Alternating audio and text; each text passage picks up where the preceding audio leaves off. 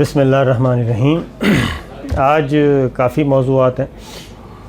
سب سے پہلے تو DGISPR کی آج پریس بریفنگ تھی،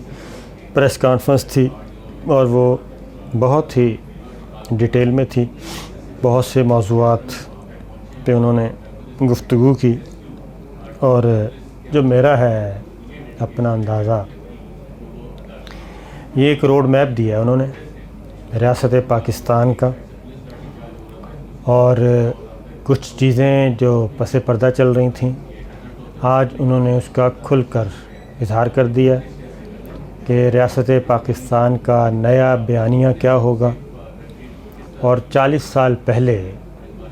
جو فیصلے کیے پاکستان نے، یعنی اس وقت ضیاء الحق صاحب تھے، ضیاء الحق شہید رحمۃ اللہ علیہ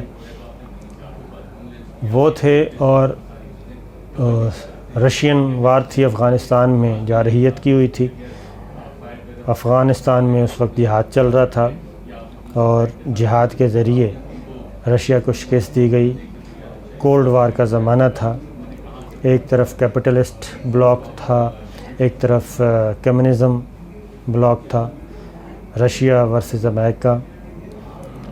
اور گرم پانیوں تک پہنچنا تھا۔ رشیا نے افغانستان پر قبضہ کرنا تھا، اس کے بعد پاکستان کی طرف رخ کرنا تھا، اور پھر ہماری بندرگاہیں جو ہیں کراچی اور گوادر، اس پہ نظر تھی رشیا کی۔ لیکن وہ جہاد کیا گیا، اور مجاہدین نے لڑا، اور ریاست پاکستان پیچھے تھی، لیکن ریگولر آرمی نے وہ لڑائی نہیں لڑی، بلکہ گوریلا وار کی گئی رشیا کے ساتھ، اور رشیا کو شکست ہوئی، افغانستان سے جانا پڑا۔ اس کا کریڈٹ امریکہ بھی لیتا ہے، لیکن اس وقت امریکہ اور پاکستان کا مفاد ایک تھا، اور پاکستان کا مفاد زیادہ اہم تھا کہ رشیا کو افغانستان میں روکنا ہے، اور اگر رشیا افغانستان پہ قبضہ کر لیتا ہے اور اس کا اقتدار ہو جاتا ہے تو پھر اگلی منزل پاکستان ہونی تھی، اگلا میدان جنگ براہ راست پاکستان کا ہونا تھا۔ تو اس وقت جو جہاد پالیسی بنائی گئی، جہادی تنظیموں کے ذریعے، مجاہدین کے ذریعے افغان وار لڑی گئی تھی۔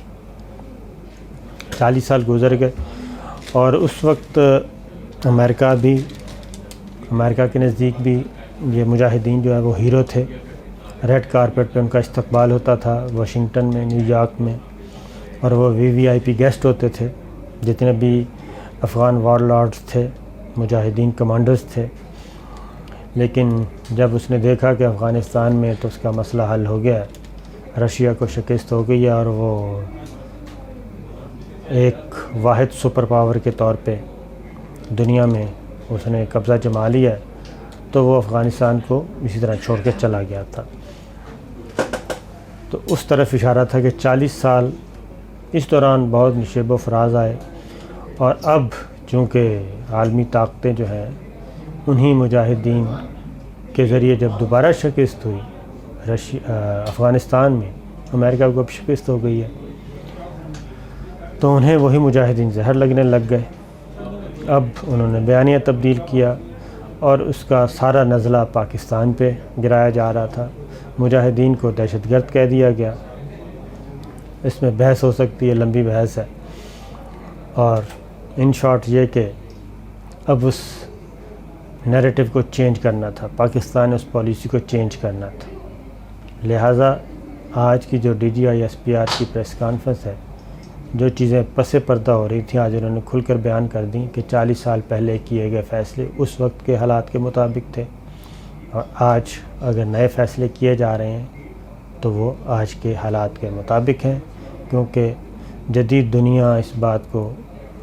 صرف تسلیم کرتی ہے کہ جو ہتھیار اٹھانے کا اختیار ہے وہ صرف ریاست کو ہے، یعنی ریگولر آرمی کو ہے ہتھیار اٹھانے کا اختیار، اور سادہ زبان میں کہ جہاد کا اختیار جو ہے وہ ریاست پاکستان، یعنی کہ ریاست کو ہوتا ہے، اسٹیٹ کو ہوتا ہے، وہ اناؤنس کرتی ہے۔ اس پہ بہت سی بحثیں ہیں، لیکن آج انہوں نے یہ بتا دیا۔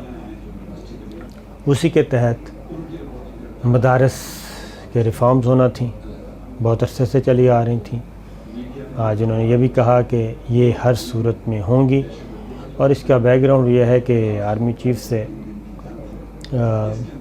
بیسیوں علماء کرام نہیں، سینکڑوں علماء کرام، مختلف مکاتب فکر کے علماء کرام کی نشستیں ہوئی ہیں آرمی چیف کے ساتھ، اور طویل بحثیں ہوئی ہیں، اور طویل بحث و مباحثے کے بعد بالآخر ایک نیریٹو، ایک ایجنڈا، ایک ڈرافٹ، وہ ایک آبجیکٹ جو ہے، گولز وہ تحریر کر لیے گئے ہیں. ان گولز کو حاصل کیا جائے گا، آبجیکٹس کو حاصل کیا جائے گا، اور مدارس میں ریفارمز لائیں جائیں گی. اس کے کیریکولم یعنی کہ نصاب کو بھی دیکھا جائے گا، ان کی جو سلیبس ہیں اس میں نظام تعلیم جو ہے اس کو بھی دیکھا جائے گا. یہ ہوگا، اور اس میں کسی قسم کی جو ریزسٹنس ہے وہ اس کا بھی مقابلہ کیا جائے گا. ایک یہ تھی. دوسری، کافی عرصے سے سوشل میڈیا میں بھی اور آہستہ آہستہ ہمارے جو قومی پریس ہے اس میں بھی، الیکٹرانک میڈیا میں بھی، ایک دفعہ پھر جو ہے وہ اکٹھے ہوتے جا رہے تھے، قوم پرستی کے نام پہ اکٹھے کیے جا رہے تھے. سندھ کارڈ آ گیا، پختون کارڈ آ گیا، پی ٹی ایم ایک نیا کریکٹر آ گیا ہے. پی ٹی ایم آج D G I S P R نے خاص طور پہ مخاطب زرداری صاحب کو بھی کیا، بلاول کو بھی کیا انڈائریکٹلی، اور بتایا کہ پی ٹی ایم کا سپانسر کون ہے، پی ٹی آئی کو کون فنڈ دے رہا ہے، کون کون سی غیر ملکی ایجنسیاں دے رہی ہیں، کس کس ملک سے آ رہا ہے، اور ان کے اکاؤنٹس میں کتنا پیسہ ہے، ان کا ایجنڈا کیا ہے. جب وہ باہر جاتے ہیں، افغانستان میں جاتے ہیں، امریکہ میں جاتے ہیں، انگلینڈ میں جاتے ہیں، تو ان کی ملاقاتیں کس کس سے ہوتی ہیں. ان تمام لوگوں سے ملاقاتیں ہوتی ہیں جو پاکستان کے نیگیٹو بیانیہ جو ہے، پاکستان کے اگینسٹ بیانیہ، پاکستان کی قومی سلامتی کے اگینسٹ بیانیہ پوری دنیا میں پھیلا رہے ہیں. ان کے ساتھ یہ جڑے ہوئے لوگ ہیں. اور ایک میسیج یہ بھی دے دیا کہ اب ان کے خلاف بھی کارروائی کا وقت آ گیا ہے، فیصلہ کن عملی کارروائی کا وقت. اس کا مطلب بالکل سیدھا سادہ ہے کہ ان کو ٹرائل کیا جائے گا. جب اتنے شواہد ہیں ریاست پاکستان کے پاس، اداروں کے پاس، تو پھر ان کو کورٹ آف لاء میں پیش کیا جائے گا اور ان کو سزائیں دلوائی جائیں گی. کیا وجہ ہے کہ ماضی کی طرح شیخ مجیب اور بھٹو، اس وقت کے پولیٹیشنز جو قوم پرست تھے، ان کی زبان بھی ایک ہو گئی تھی، شیخ مجیب کے لیے ہمدردیاں تھیں، اور آج پیپلز پارٹی کے اندر بلاول اور زرداری صاحب کے نزدیک وہی پی ٹی ایم کے لیے ہمدردیاں ہیں. یہ ساری چیزیں جو ہیں یہ تانے بانے کس سے ملے ہوئے ہیں. اور خاص طور پہ یہ بھی آج بتایا گیا کہ یہ 71 نہیں ہے. 71 میں بہت سی غلطیاں ہوئیں، بہت سے کردار تھے پاکستان کو توڑنے والے، 1000 میل کا فاصلہ تھا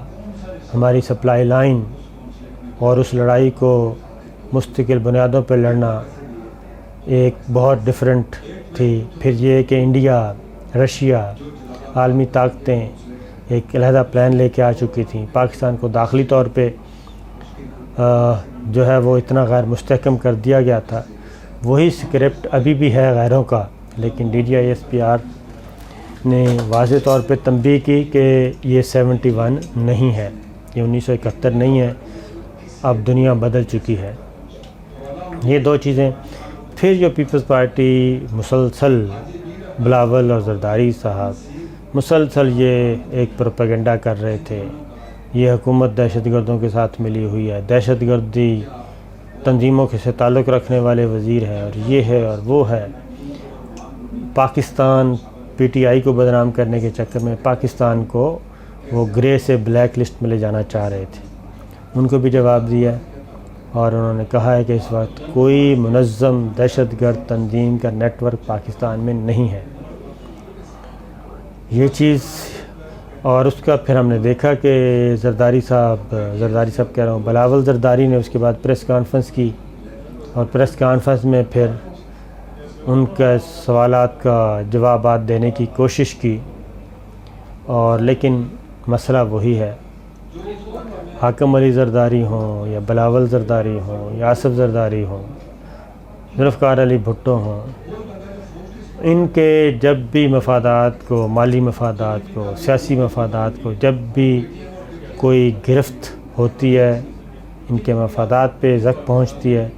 تو یہ پاکستان کو فوری دھمکی لگا دیتے ہیں کہ پاکستان نہیں رہے گا، کیونکہ ماضی میں ایک اندوناک تجربہ یہ کر چکے ہیں اور محض اقتدار کی خاطر انہوں نے پاکستان کو دو لخت کیا، یحییٰ خان نے، شیخ مجیب نے، ذوالفقار علی بھٹو نے۔ تو یہ اب بھی سمجھتے ہیں کہ شاید وہی زمانہ ہے، لیکن ان کو اندازہ نہیں ہے کہ اب وہ زمانہ نہیں ہے۔ اب کوئی 1000 میل کا فاصلہ نہیں ہے، درمیان میں کوئی دشمن ملک نہیں ہے جو یہ اپنی سازشوں کو آسانی سے بنا لیں گے۔ تو میرا جو فائنلی جو لگ رہا ہے مجھے وہ یہ ہے کہ آنے والے دنوں میں آپ دیکھیں گے کہ ریاست پاکستان ریٹ آف اسٹیٹ قائم کرنے کے لیے، ریٹ آف دا گورنمنٹ قائم کرنے کے لیے اس طرح کے تمام عناصر کے خلاف ہاتھ ڈالنے جا رہی ہے، اور اس میں کوئی بھی نہیں بچنے والا، خاص طور پہ نیشنل ایکشن پلان پہ عمل درآمد کے حوالے سے، کیونکہ آج D G I S P R کی جو پریس کانفرنس تھی، یہ پچھلے ہفتہ 10 دن اس پہ سوچ بچار کی جا رہی تھی کہ یہ چیزیں کس طریقے سے اور کیسے کنوے کی جائیں، اور جو عناصر سوشل میڈیا پہ اور جو دانشور سوشل میڈیا پہ اور الیکٹرانک میڈیا پہ اور قومی پریس پہ، پرنٹنگ میڈیا میں جو لگے ہوئے ہیں، ان کو پیغام واضح طور پہ جانا چاہیے، اور وہ آج پیغام چلا گیا۔